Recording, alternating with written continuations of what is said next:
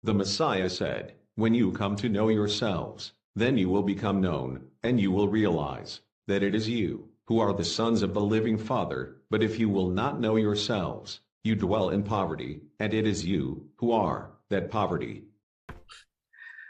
Ang mensahe ko ngayong umaga will be short, some development, and yung status.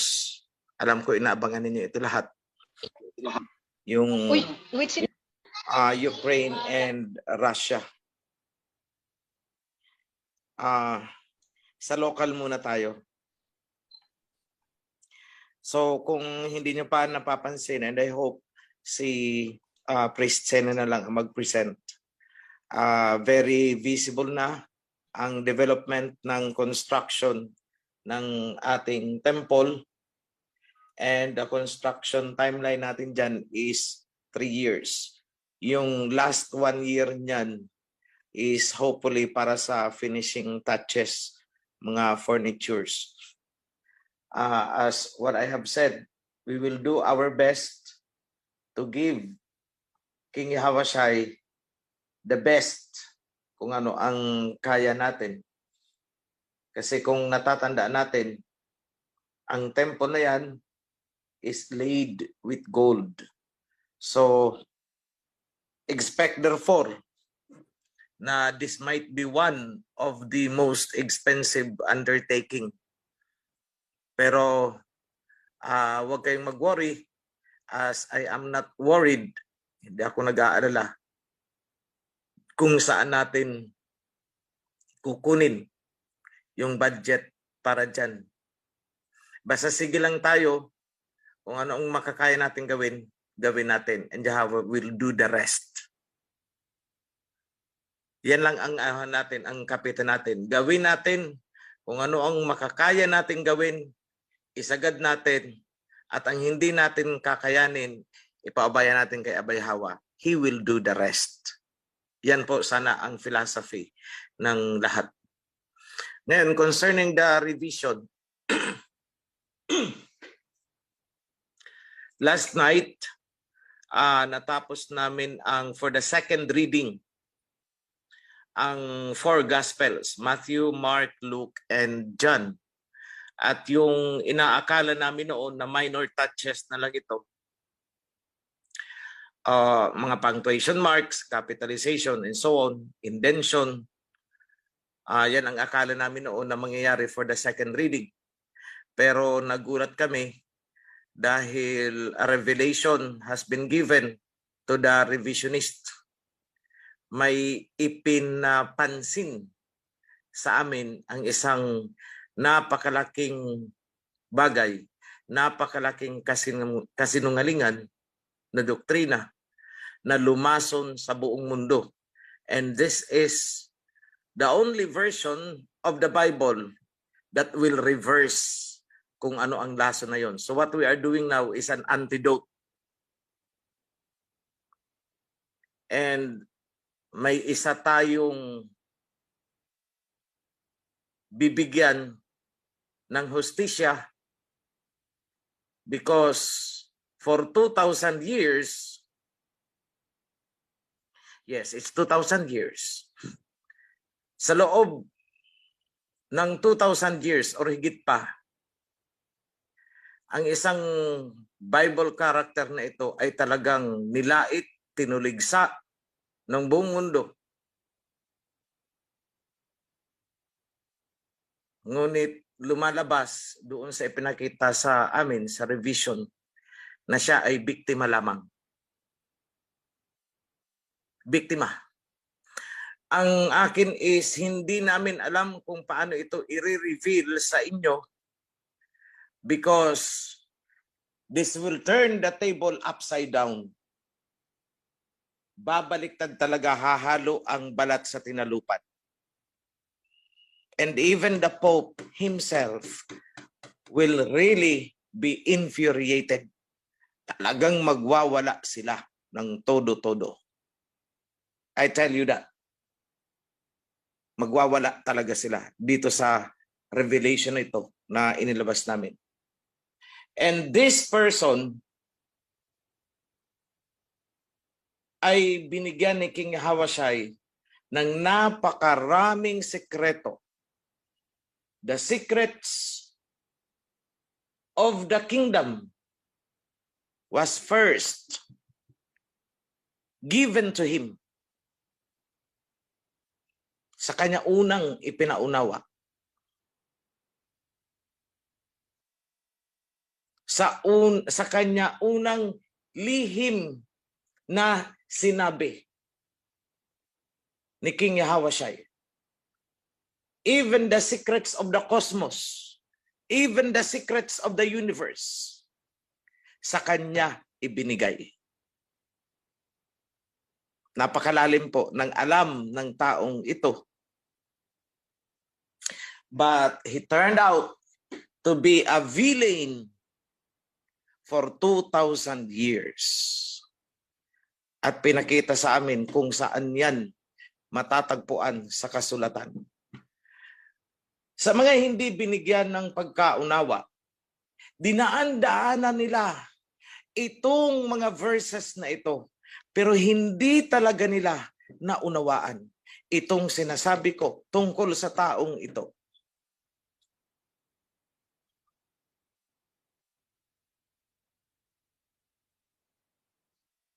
So,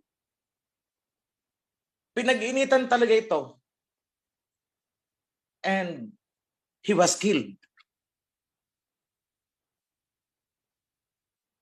Pinatayan. Because he knows the secret of the heavenly kingdom. Hindi ba't ayaw ipalam ni Messiah Ahasuerus na nanatiling lihim kahit ang ating Messiah ay nagpipreach noon? Laging parable lang ang kanyang sinasabi. Laging parable lang ang kanyang ibinibigay sa mga tao para marinig man ng mga Pariseyo, marinig man ng mga Romano na sumakop sa kanila, hindi pa rin nila mauunawaan, hindi nila makukuha ang sekreto ng kingdom. At dito sa taong ito, ibinigay, kaya siya ay pinatay. He was killed.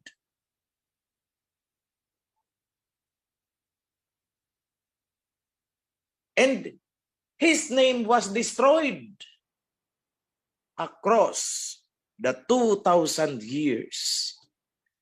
And we are set to give him justice. Ang taong ito will be fully vindicated.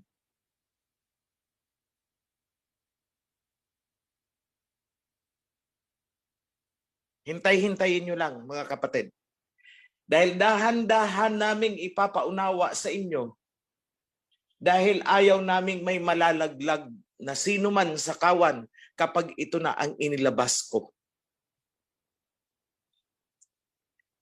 Kung nung inilabas ko ang sekreto tungkol sa sinasabi nilang Holy Spirit, ang daming nalaglag. How much more pag ito na ang inilabas ko? Baka 1/3 lang ang matira sa kawan.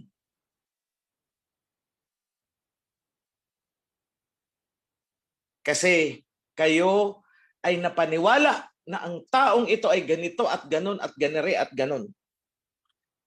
Pero hindi po. All of those are frame-up stories. Siya ang unang biktima.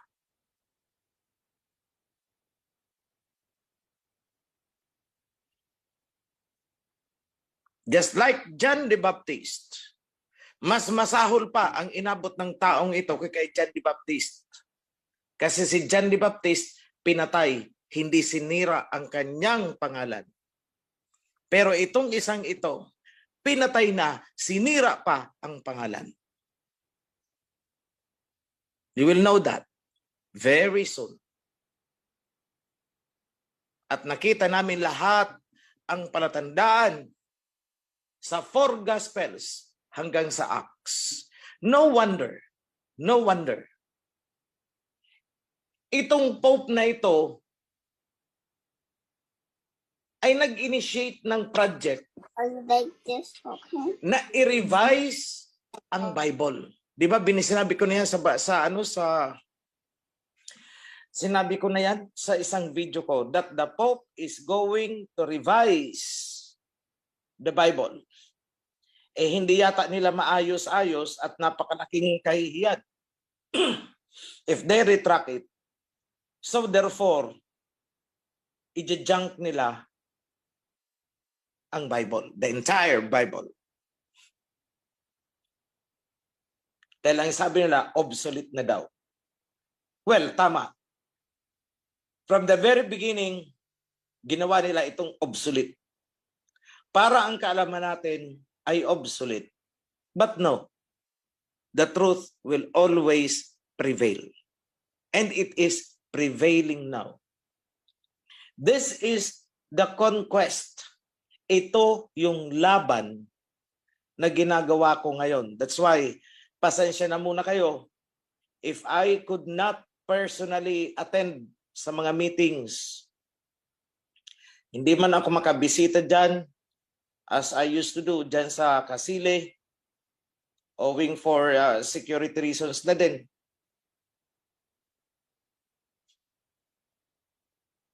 Hindi man ako makapagbigay ng sapat na panahon para sa inyong lahat. Ngunit sana maunawaan ninyo na ako'y may isang napakahalagang bagay na tinatapos. So we are now in the book of Acts, the Acts of the Apostles, na dominated ng istorya tungkol kay Paul. Sabi ko, Acts of Paul na ito hindi na ito Acts of the Apostles. And I am looking forward na in 2 months time, ano ngayon? July.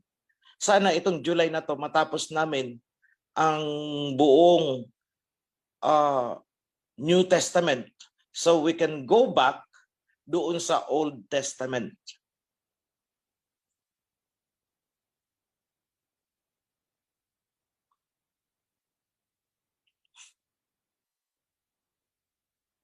And this, the truth, will set us all free. Mayayanig talaga. Hindi lang ang mga local na relihiyon, hindi na itong relihiyon dito. But the Vatican itself, mayayanig sila sa ilalabas natin. Surely. Dahil magkiklaim-claim na naman nito, sasabihin kami ang nag-release niyan. But no.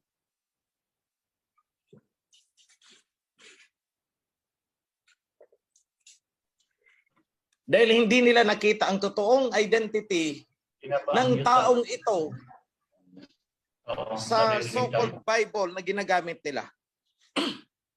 Hindi nila nakita ang totoong identity ng taong ito. Pero siya ang pinagsabihan, kumbaga siya ang pinagkatiwalaan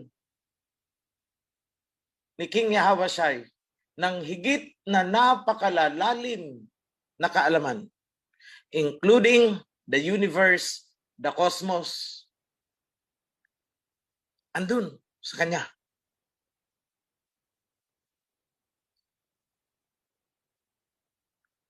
Nakakalungkot lang na ang kanyang mga sinulat ay hindi naisama nung nag-canonize ang Vatican nitong Bible na hawak natin ngayon. Hindi napasama.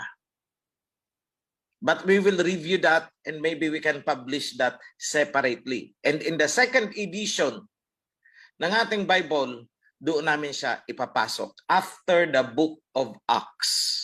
Or maybe before. So that would be Matthew, Mark, Luke, John, at ang book nitong isang ano na to. I don't know if how I would call him, a prophet, maybe.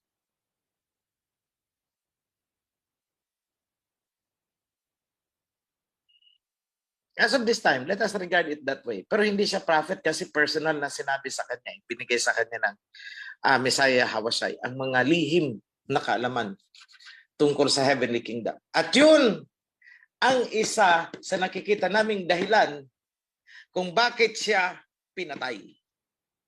Dahil hindi niya i-release ang kaalaman na yun. Ipinalihim sa kanya yon ni King Ahasuerus. Bakit? Kasi hindi pa napapanahon eh. Ang category ng alam ng taong ito is almost, hindi naman papantay kay John Revelator, pero almost close to that.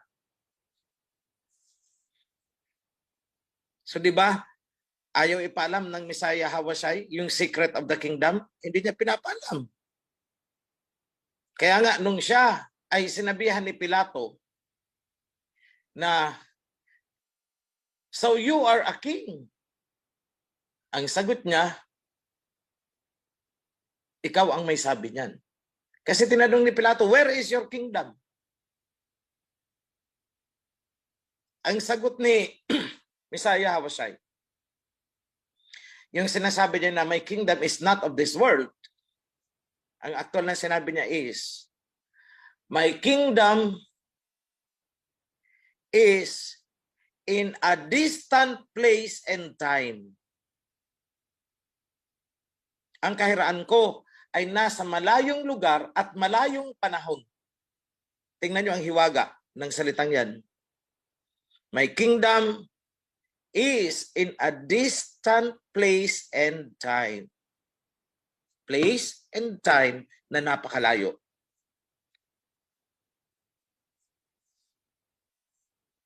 So that is quite, sabihin natin, sa mga nag-aaral din ng kung anong-ano, that yun yung tinatawag nilang mystical. Mahiwaga, misteryoso, malalim.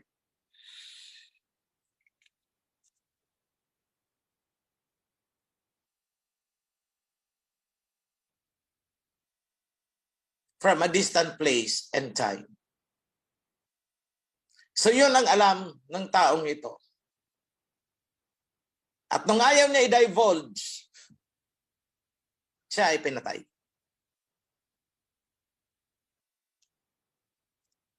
And you will all know that. Ilalabas ko yan sa inyo sa tamang panahon. Hindi pa ngayon. That's why I instructed lahat ng mga priests to keep their mouth shut. Dahil delikado tayo dyan. So, it's just like parang isang bomba yan na pasasabugin mo. So, pasasabugin mo din lang naman, pasabugin mo na ng pinakamalakas na todo-todo. Hindi yung parang try-try lang. So, kung may mga nakarinig na sa inyo, please, be quiet muna.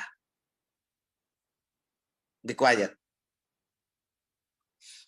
So, yan po ang ating, para sa ating version of the Bible. So let's talk about this Russia and Ukraine. Maraming propaganda ang lumalabas.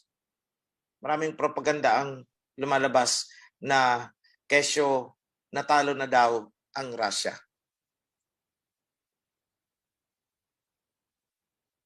Isinuko na daw ang Snake Island.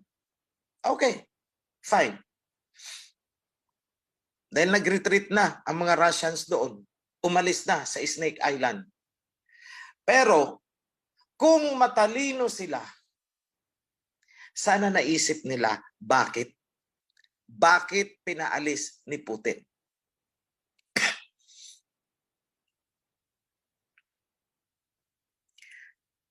At bakit no habang umaalis itong mga troops ng mga Russians doon, bakit tsaka naman naglungsad ang Russia ng pinakabago nilang submarine na fully powered with nuclear heads? Nag-iisip ba kung anong tumatakbo sa isip ni Putin?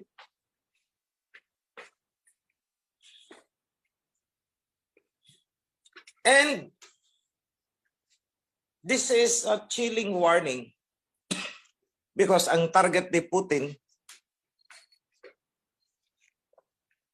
is UK and US ang kanyang uunahin. O yung mga galamay lang, hindi yung mga tentacles ang titirahin niya, kundi yung mismong ulo.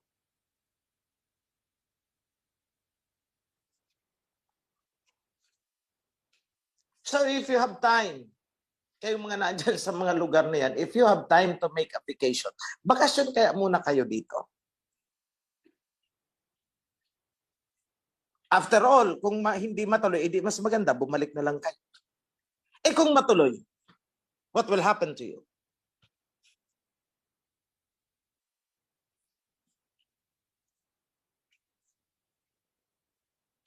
Kasi may nasusulat dyan eh, na ang two witnesses ay tatalunin. Matatalo. They will kill the two witnesses. At nasa proseso ngayon na kinikill nila ang two witnesses. Pinapatay nila ngayon. Militarily, economically, sanctions, pinapatay nila, inuna nila ang Russia. And who's next? China.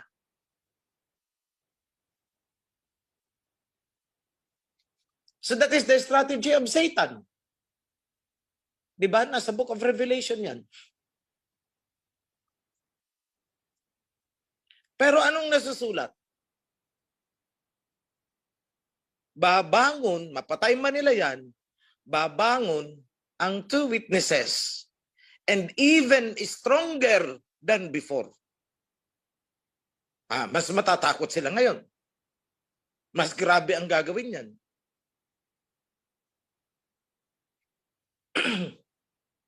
At sinimulan na nilang atakihin din mismo, although fire daw, pero this is a sabotage actually, ang nakikita ko dito. It's a sabotage. Nasunog. Una, is isang military headquarters ng Russia nasunog. Okay, fine. Hindi umimik si Putin. And the other day, ang nasunog is garment factory. Ano, it's a factory. Hindi ko alam kung garment talaga yon. Hindi ko natin ang detalye. And again, Putin did not say a thing. Hindi siya nagsalita. Hindi siya mimik. Okay lang. Sige, sumunto ka. Pero habang hindi sumasagot, hindi umiimik si Putin sa mga ganyan, mas nakakatakot yun eh. Simpleng analysis. Ang aso na kahol ng kahol, rarely kumagat yan. Ang mas madalas, biglang kumakagat ay yung aso na hindi kumakahol. And that is the personality of Putin.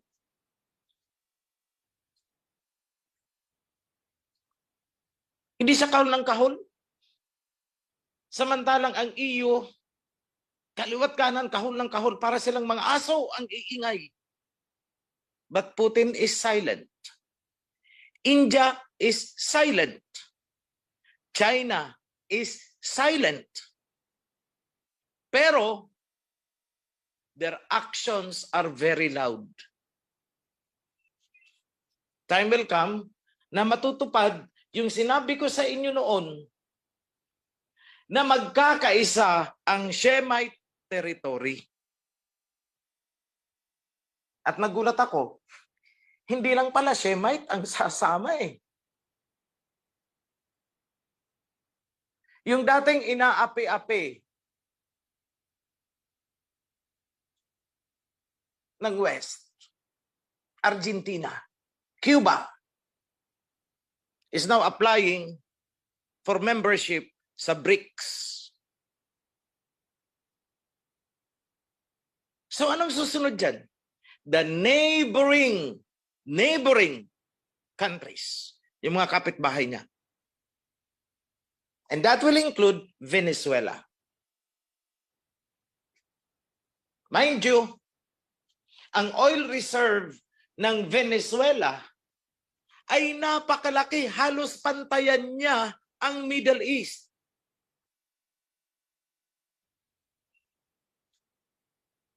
O ngayon, yung Egypt yata kumakatok na rin sa BRICS.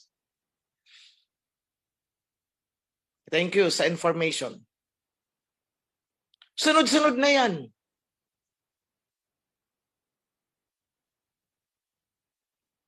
So Ham is cooperating with Shem. O anong susunod na mangyayari? Panoorin nyo na lang yung two witnesses. Di ba sa two witnesses? I presented already sa inyo 2 years ago. Nababagsak ang harlot woman. Ang pinaka-sentro. No merchants will deal with her. So what is happening? Sinubukang ligawan ni Biden ang African Union. So humigit, alam ko, more than 50 yan, 54 yata. Kahiyaan na lang siguro, hinarap siya ng 4. The rest, inisnab siya. No, it's not Biden, it's Zelensky. Inisnab siya. And Biden is now being snubbed also ng Middle East. Eh syempre, in the diplomatic world, hindi naman yan hayag-hayagan talaga. Medyo diplomatic nga. Nakangiti pa rin sila kahit nag-iisnaban. That is how they do it. So, tingnan nyo ang picture na ito. What is happening? Anong nangyayari? Hindi ko na iisa-isahin. Balikan nyo na lang ang mga video ko dahil sinabi ko na ang mangyayari 2 years ago. Wala pang kaabog-abog na magkakaroon ng trouble about this Ukraine. Wala pa. Pero itong mga lugar na flashpoint na tinatawag is exactly yung boundary between Japheth and Shem. Kaya nga, nandyan yung Asap Sea. Tingnan niyo ang world territory. That is the Miyat Sea. Oh. Na may mention nila ngayon ang Don River. May mention ko yan noon. Na may mention nila ngayon yung Volga. Na mention ko rin yan noon. Na may mention ngayon ang Ural Mountain. Rafa Mountain. Ang tunay na pangalan niya. Lahat. Sinabi ko na ahead of time. So, anong laban lang ang hindi kayang gawin? Anong laban lang ang hindi kayang gawin nitong Russia and China? Anong laban? It is on the biblical truth, which is ibinigay sa atin. So, kung meron silang nuclear bomb doon, we have this bomb direkta mula sa Torah and Covenant. Happy Sabbath sa inyo. Shalom, mga kapatid. Be strong. Yan lang po. Okay, from FB Live. Sa chat box yata. Okay. Happy Sabbath po sa lahat.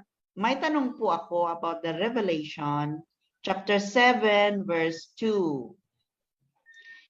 Then I saw another angel coming out from the east, having the seal of the living Alahayam. He called out in a loud voice to the 4 angels who had been given power. Okay, ano po ang tanong po ninyo? Ang tanong ko po ay yung 4 angels na binanggit na binigyan ng authority to harm the land and the sea.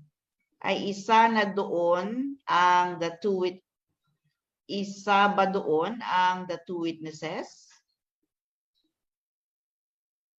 Ayan daw ang question niya. Okay. Iba pa po yun. Iba. Kasi dyan sa atin, pag ang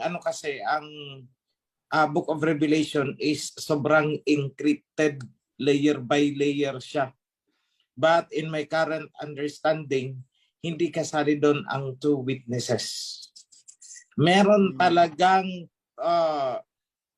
powerful person na may kapasidad para masira ang mga yan. So, ang ginagawa natin, ito ang aanuhin ko sa inyo. Kaklaruhin sa inyo. Pag sinabi sa Book of Revelation, yung angel na magtatatak ay pinigilan yung 4 na angel. Huwag niyo munang sisirain. So kung ang imagination ninyo ay nag-uusap-usap ang mga to at magkakakilala, hindi po. Sa human flesh natin, hindi yan magkakakilala. Pero pag nagpakawala ng mensahe, ang isa ay napipick up ng isa. How is that so? Yan ang sinasabi na spiritual realm. Kahit hindi mag-usap ang mga yan, kinukonsid pa lang sa isip ng isa, nararamdaman at napipick up ng isa in one way or another. Pwedeng panaginip, pwedeng sinasabi na hunches, pwedeng sinasabing kutob. Yung ganon, doon sila nagkakaintindihan sa dimension na yun. Kaya makikita mo, synchronized ang mga galaw. So look at this. I first lay down the world boundary, world territories. Diba? Yan ang una. And what happened? Plinansya ng isa. Ayan pala ang boundary. O i-clearing natin. So that is what is now happening. It started in the Ural Mountain, pababa, papunta sa Meatsi, Don River, Volga River, Meatsi, Caspian Sea, then down, papunta dito sa Black Sea. Paano na ng world territory? Yan po, sundan nyo lang, ang boundary niyan, makikita mo ang mga flashpoints ng digmaan. Because, i-clear po yan. So, sa akin is, nagkataon lang ba? I don't know. Basta ako'y sumigaw lang.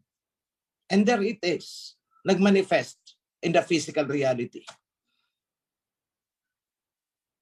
How it happened? It operates on the spiritual dimension yan.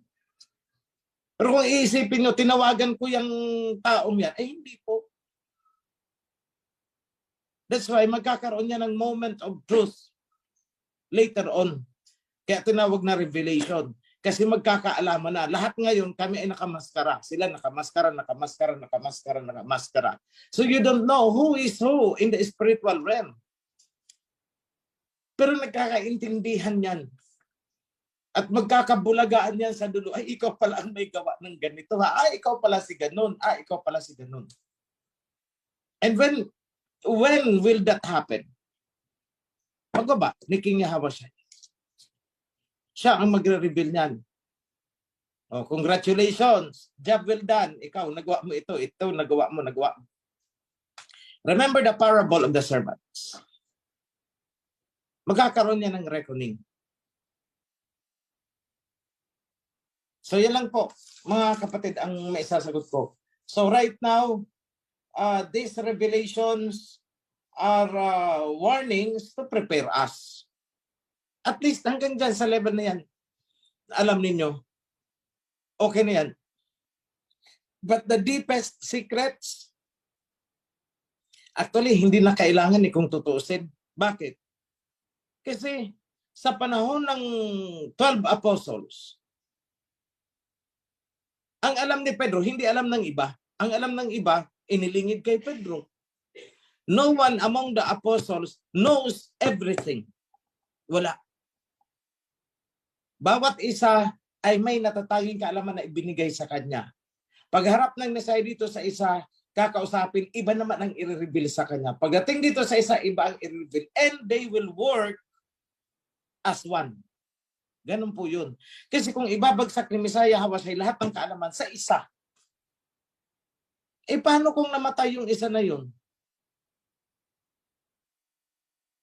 Di ba? Just like Matias. Ang kaalaman ni Matias, hindi pwedeng ipantay kay Pedro. Ang kaalaman ni Pedro, hindi pwedeng ipantay kay Matias. They possess different knowledge. Iba-iba ang mga revelation sa kanila. At pinagsasama-sama nito habang nagtatrabaho ang bawat isa, nagugulat na siya, uy, tumetsyempo ang ginawa ko sa ginawa mo. Ganun po ang nangyayari ngayon. And that is how the book of Revelation is fulfilled. And that is part of the secret of the kingdom. Para hindi ma-intercept. Yan yung ibig kong sabihin. Para hindi ma-intercept ng mga, gustong i-turn down ang kingdom. So it's decentralized at bubuuhin nila as a puzzle. Parang puzzle yan. Itong piece sa'yo to, itong piece na to, ito sa'yo. Later on, sa kanyo na pagdugtong-dugtungin, buo ang kingdom. So pag hinabol yung isa, ay nakuha yung isang part, natutunan, pero hindi niya nakuha ang ibang parts. So hindi niya ma-intercept ngayon. Bakit? Panaghiwa-hiwalay kasi And even, itong pinagkakaguluhan na divine wealth na to, hindi lang po iisa ang may hawak niyan. We have so many people na pinagkatiwalaan, a fragment of this and a fragment of that and a fragment of that. Magkakakilala ang mga yan? Hindi. Pero ano nangyari? Naghahanapan sila. Ikaw ba yung may hawak ng ganito? Hindi, ito ang hawak ko Yung mga ganong pag-uusap. Sino kaya ang may hawak nito? Sino itong Juan de la Cruz na ito? Kasi nakakaalam na yung sikreto na yun kung sino talaga siya is yung taong pinagkatiwalaan. Pag nagkatagpo yan, di sabog. Mabubuo as planned ni King Yahweh. So that is how it works. So, kung aalamin po natin, if we are going to dig deep into the kingdom, the secrets of the kingdom, baka mabuang po tayo. Okay, remember, a kingdom has defense. Yan palang malalim na intelligence yan. A kingdom has economy. Yan palang napakalalim na din yan. At alin ang bumubuo sa mga yan? Yung covenant. So, ang covenant kasi, hindi lang po yan. Yung nakikita natin is isang bahagi, isang segment lang po yan ng covenant. Ang mas familiar tayo is the biblical. Yung alam natin, katuruan, bawal ito, bawal yung ganon. So that is to bind the kingdom. Tapos nalaman natin, may covenant din pala sa priesthood. Then what is the next? Ano yung covenant para sa mga kafir holders, mga gatekeepers? Ano yung covenant sa kanila? Sa mga ingat yaman na yan, mga pinagkatiwalaan, yung mga eunuchs na yan, anong covenant sa kanila? Kasi sa book of Isaiah, may kunting mention na even the eunuchs, I will write a memorial in the wall. Alam natin yon? Hindi. Hindi alam ng population at large yun. Hindi alam ng mga kawan yun. That is a very top confidential information. Na nagpasalin-salin, ibinubulong na lang yan. Kadalasan mismong pamilya hindi alam yung tatay pala nila ay ang isang pinagkatiwalaan. Kung kailan naghihingalo na tsaka ibinulong sa anak na panganay, doon lang. With habili na, wag mong sasabihin niya not until the time na ganito. So hindi siya magsasalita. Pagdating ng panahon na ibubulong niya na naman sa next generation. Ibubulong sa susunod ang mga sekreto na andyan. Kailan namin ito gagawin? May darating na mensahero. Yun ang abangan nyo. Kapag lumitaw ito, at ito ang sinasabi, that is the signal. So yun lang po, mga kapatid. As for me, hindi ko kilala ang mga tao yan. Sa totoo lang, aminin ko sa inyo, I don't know them. Ayan si Aba. Hindi ko sila kilala.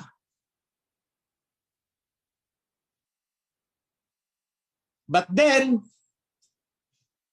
nung lumutang ang covenant, aba, pwede po bang humingi ng appointment kay ganito, kay King? Pwedeng humingi kasi may kailangan na akong i-ano sa kanya Kasi matagal na ito pasalin-salin na ito sa lolo ng lolo namin.